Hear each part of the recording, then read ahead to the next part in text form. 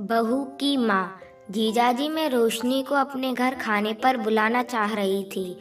उसकी शादी को 9 महीने हो चुके हैं और अब तक उसे अपने घर नहीं बुला पाई हूँ। रोशनी के पापा ब्रिजेश जी से फ़ोन पर कह रही थी।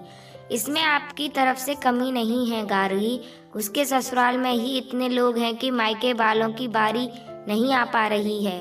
रोशनी की माँ बहुत पहले ही दुनिया को अलविदा कह गई थी। ब्रिजेश जी ने अकेले ही उसका पालन पोषण किया था। उसकी मौसी गार्गी भी उसी शहर में थी तो चिंता नहीं थी। पढ़ाई में अव्वल रहने वाली रोशनी एक यूनिवर्सिटी में प्रवक्ता बनी ही थी कि रिश्ता पक्का हो गया और चट मंगनी पटव्या भी हो गया। रोशनी जब मौसी के घर आई तो गार्गी ने उसकी पसंद का खाना बनवाया। कढ़ी चावल, सेवई, भरवा बैगन और भी बहुत कुछ।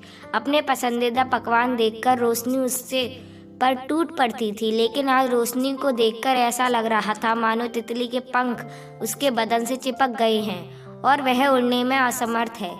कहाँ हर बात पर खिलखिलाने वाली रोशनी जिसके ठहाकों से घर गुलजार रहता था, और कहाँ ये रोशनी जो मौसी के ही घर में सकुचाई सी बैठी थी। गार्गी ने पूछा, रोशनी तुम कॉलेज कब से ज्वाइन कर रही हो? अब तो काफ़ी समय हो गया छुट्टी पर। सवाल पूरा हो पाता इससे पहले ही रोशनी ने आँख के इशारे से उन्हें चुप कर दिया। खाना खाकर जल्दी ही दोनों घर चले गए। गार्गी इस मुलाकात से संतुष्ट नहीं थी। उन्हें रोशनी से अकेले में बात करनी थी ताकि मन की शंका दूर हो सके। रोशनी को फ़ोन करती तो कोई न कोई उसके आसपास रहता था। गार्गी ने एक बार फिर प्रयास किया। इस बार रोशनी ने बताया कि उसकी सास मंदिर गई हुई है। गार्गी की हिचक खुली तो खुलकर पूछ बैठी, रोशनी उस दिन तुम इतनी अनमनी क्यों थी?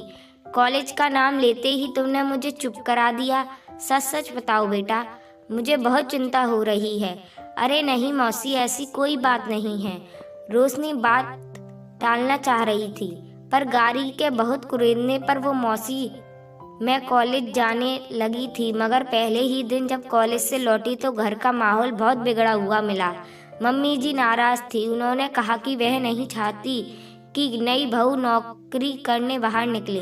वह जिम्मेदारियां निभाते निभाते थक चुकी हैं और चाहती हैं कि बहू घर संभाले। मम्मी की बात पर नवीन ने मुझे सख्ती से कहा कि कॉलेज जाना बंद कर दो, क्योंकि वह माँ को उदास नहीं देखना चाहते थे। गार्गी ने तुरंत ब्रिजेश जी को फ़ोन किया कि जीजाजी जरा रोशनी का हालचाल ले लीजिए, बच्ची कुछ उदास सी है। ब्रिजेश जी बोले, ठीक है, कुछ सोचता हूँ। अगले हफ्ते रोशनी अचानक घर आ गई। सब अवाक रह गए। आते ही वह फूट फूट कर रोने लगी। लग रहा था जैसे शादी ने उसकी आज़ादी उससे छीन ली थी। रोशनी ने सुबकते हुए कहा, पापा, आज तक मैं इस बात पर गर्व महसूस करती थी कि माँ के ना होते हुए भी पापा ने मुझे अच्छे संस्कार दिए हैं, लेकिन शादी के बाद लगने लगा है कि आप और मैं फेल हो गए। रोशनी को हताश देखकर ब्रिजेश जी बहुत दुखी थे, क्योंकि उनकी संस्कारी प्रतिभा से भरपूर बेटी इतनी निराश भरी बातें कर रही थी कि वह कुछ समझ ही नहीं पा रहे थे। शादी के तुरंत बाद रोशनी की सास ने उससे परिपक्व गृहिणी की अपेक्षा शुरू कर दी। हर नई लड़की को गृहस्थी जमाने में वक्त लगता है, मगर रोशनी की सास को सब्र नहीं था। वह चाहती थी कि रोशनी सारे काम कुशलता से वैसे ही संभाल ले जिस तरह वह संभालती थी। वह अक्सर ताने देती, सास वह जो सास ना आने दे। हमारे ज़माने में तो बहुएं सासों को ज़मीन पर पांव तक नहीं धरने देती थी, और आजकल की लड़कियां हैं। रोशनी इस दबाव में घर के सारे काम खुद पर नहीं ओढ़ना चाहती थी। वह पढ़ी लिखी व काबिल लड़की थी, आत्मनिर्भर थी। कभी न कभी तो उसे नौकरी करनी होगी, इसलिए वह पढ़ाई बंद नहीं करना चाहती थी। घर के कामकाज के लिए एक हेल्पर रखना चाहती थी ताकि परेशानी ना हो, लेकिन उसकी सास डोमेस्टिक हेल्प की बात सुनते ही नाक भौं सिकोड़ने लगती। रोशनी रोते हुए पापा को बता रही थी, मैं नहीं जानती थी पापा कि बात इतनी आगे तक जाएगी। मुझे नहीं पता मम्मी ससुर पिताजी ने क्या कहती हैं, लेकिन ससुर जी ने मेरे हाथों से खाना तक लेना बंद कर दिया है। डाइनिंग टेबल पर मम्मी की परोसने पर खाते हैं या खुद ले लेते हैं। घर में मुझसे कोई बात नहीं करता। नवीन भी मुझसे ही चुप कर रहने को बोलते हैं। एक दिन मैंने गुस्से में उनसे कहा कि क्या मेरी बात का कोई महत्व नहीं है? उन्होंने सीधा जवाब दिया, नहीं। मम्मी जानबूझकर पापा जी के आते समय कोई काम शुरू कर देती और वह नाराज होकर कहने लगते कि मैं उनकी हेल्प नहीं करती। उन्हें लगता था कि मैं कोई काम नहीं करना चाहती। मम्मी जी कहती हैं कि मेरी माँ होती तो वह मुझे ससुराल में रिश्ते निभाने सिखाती। बिन माँ की बहू लाकर उन्होंने जीवन की सबसे बड़ी भूल कर दी। गार्गी और ब्रिजेश बड़ी दुविधा में थे। वे इस हाल में रोशनी को ससुराल नहीं भेज सकते थे।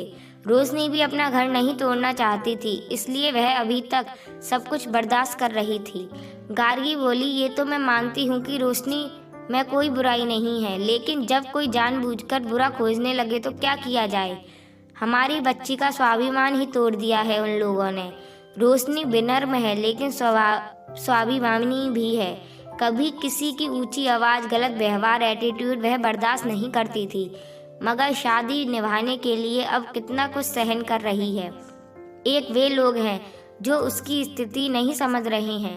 पापा ने बेटी को समझाया, देखो बेटा, जिस माँ ने बेटे को इतने साल पाला पोसा, उसे बहू के आने से थोड़ी असुरक्षा तो होती है। सास यह तो चाहती है कि बहू आते ही सारी जिम्मेदारी संभाल ले ताकि उसे थोड़ा आराम मिले, लेकिन डरती भी है। तो क्या सब ऐसे ही चलता रहेगा पापा? रोशनी ने निराश होते हुए पूछा। बिल्कुल नहीं बेटा, तुम आज के ज़माने की समझदार और पढ़ी लिखी लड़की हो। सुनो, एक पुरानी सीख है, कभी दूसरों को बदलने की अपेक्षा मत रखो, खुद को बदलो। जैसे कंकड़ से पैर घायल ना हो, इसके लिए हम जूते पहनते हैं, पूरी धरती पर कारपेट नहीं बिछाते। उसी तरह एक सरल और धैर्य वाला उपाय है मेरे पास। धैर्य वह औजार है जो सामने वाले पर वार किए बिना ही हमें जीत की ओर बढ़ा ले जाता है।